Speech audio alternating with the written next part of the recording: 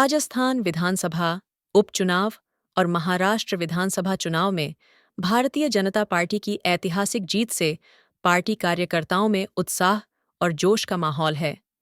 शनिवार को पाली के सूरजपोल चौराहे पर बीजेपी कार्यकर्ताओं ने भव्य आतिशबाजी की और मिठाई बांटकर जीत का जश्न मनाया।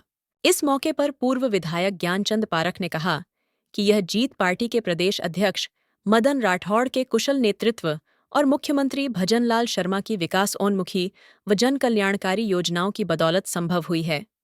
राजस्थान की जनता ने उपचुनाव में सरकार की नीतियों पर भरोसा जताया है।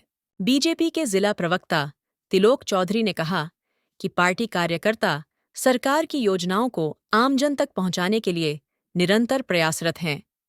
इस ऐतिहासिक जीत से कार्यकर्ताओं में और अधिक ऊर्जा का संचार हुआ है, जो आगामी चुनावों में पार्टी को और मजबूत करेगा।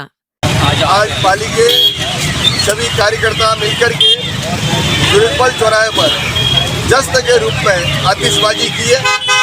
यह बटेंगे तो बटेंगे कि नैरेटिव की सफलता है, पूरी एकता का परिचय है और यह विजय अपने आप में आगे महाविजय के संकेत देते हैं।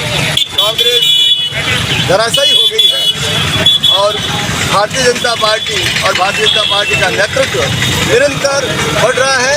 जनता उसके समर्थन में है और इस बात की सब में खुशी है कि राजस्थान में हमने 7 में से 5 सीटें जीती।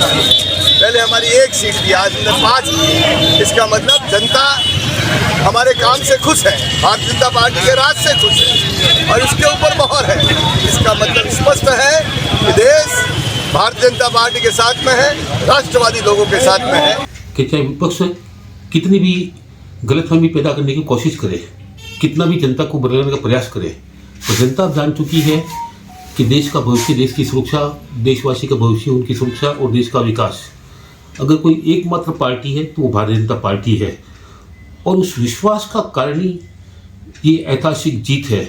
अब महाराष्ट्र का परिणाम देखो आप, 233 सीटें महायुति को कल्पना के बाद किसी सर्वे ने आकलन नहीं किया होगा।